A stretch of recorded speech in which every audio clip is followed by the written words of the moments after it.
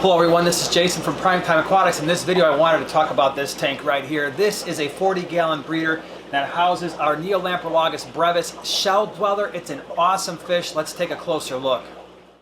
So this is a 40-gallon breeder that's housing Neolamprologus brevis. This is a shell dweller from Lake Tanganyika.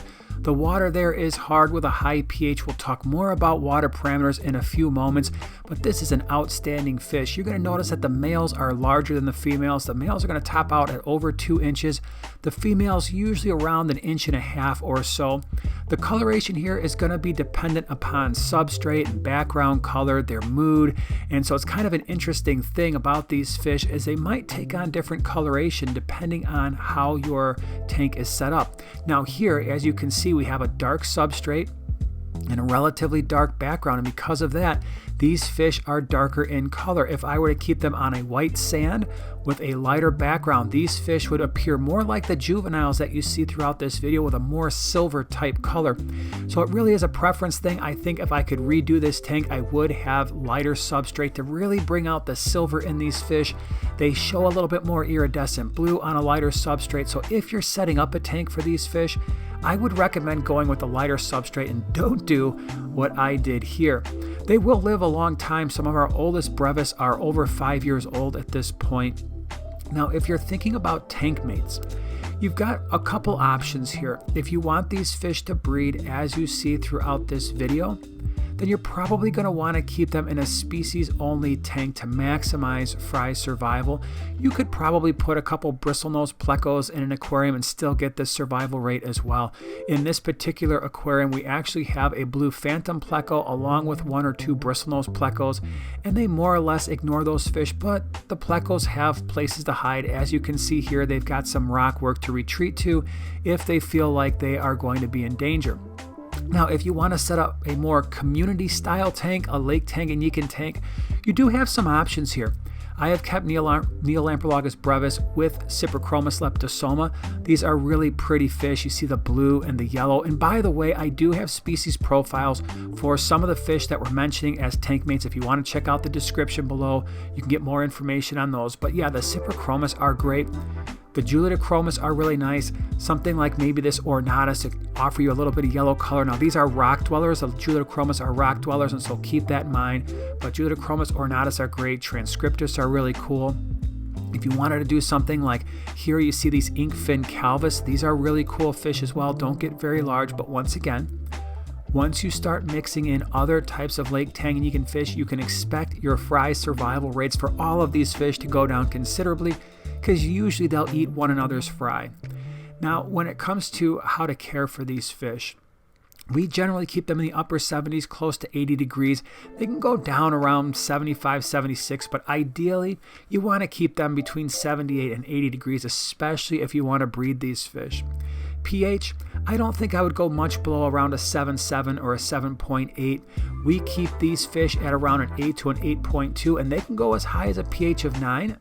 So if you're going to breed these fish, again, you want to be at least a pH of 8.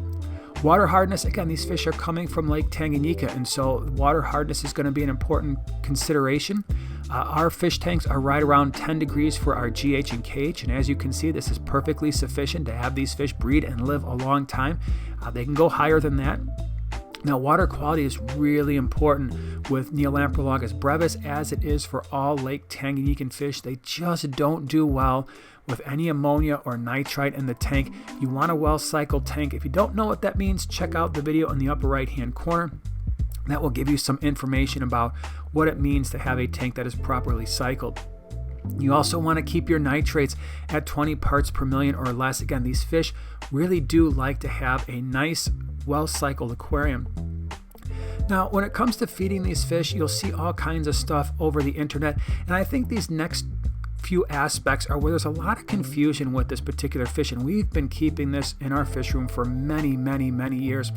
And one of the things you're going to read on the internet is, oh, they really do best with live foods, and that I haven't found that necessarily to be true. We feed all of our fish North Fin flakes and micro pellets, cichlid pellets, and they really gobble that stuff up, as you're seeing in this video. The other thing that we will feed is live baby brine shrimp. We do that for a couple reasons, because you could have really tiny fry in the tank that you might not notice right away, and they would love that live baby brine. But the adults go crazy for it as well, and so that's just something to consider. We hatch out live baby brine a couple times a day and just feed it to this tank. If you've never done that before, it's not hard. Check out that video in the upper right hand corner. I will put it in the description as well. It's pretty easy to set up. The other thing that's kind of confusing on the internet is tank size. Usually it's all over the place. Some people recommending as small as a 5 or 10 gallon. I think that's generally a bad idea for these fish. I would prefer to have at least a 20 gallon. Here again, you're looking at a 40 gallon breeder if you really want them to be able to spread out and not get into aggression issues. I have found this fish, in terms of its personality, to be probably a step above your common Neolamprologus multifasciatus, your Maltese shell dwellers, or your Simless.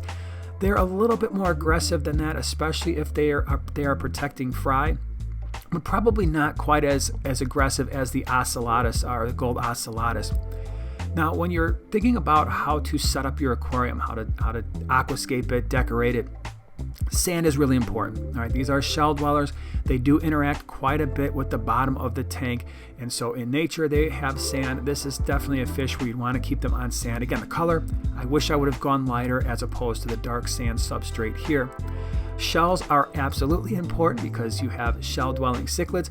In fact, we have a really great way to save a lot of money on shells. I'm going to put that video in the upper right-hand corner as well. Again, it's a great way to save on the shells, and that's the ones that we use in this aquarium. You're going to want at least a couple for every shell dweller that you have in your aquarium. In terms of rock work, I really like to include rock work in my shell dweller aquariums. It kind of breaks up line of sight, gives fish a place to go if they're feeling a little bit stressed out. You see we have driftwood in here. It's not a biotope because we have driftwood and we have some plants in there. I don't really care. I like the way it looks. Driftwood is not really going to impact your water parameters, especially if your KH is on the higher side like it is for us at 10 degrees. So if you're at 10, 12, 13, 14 degrees KH, that driftwood's not going to matter. Plants. You can put plants in your tank. Here we've got a sword growing in on the left-hand side. We've had hornwort in this tank. We've had these fish in with Cyprichromis, and we had lots and lots of crypts. They leave the plants alone. They don't eat them. The nice thing about the brevis compared to maybe like the Maltese or the gold ocellatus or the Simless is they really don't dig like those other shell dwellers do. They're not going to redecorate your tank the way those other fish do. So that certainly can be an advantage. Now, when it comes to breeding, it's really not hard as long as you've got the water parameters I've already discussed. You're going to need males and females. The males are a lot bigger. They've got more of like that bulldog kind of face. You're going to need shells. The females are going to entice the males into the shell where they will spawn. And one of the most rewarding things is seeing those extremely tiny little baby shell dwellers peeking their heads out of the shells. It's a very rewarding thing.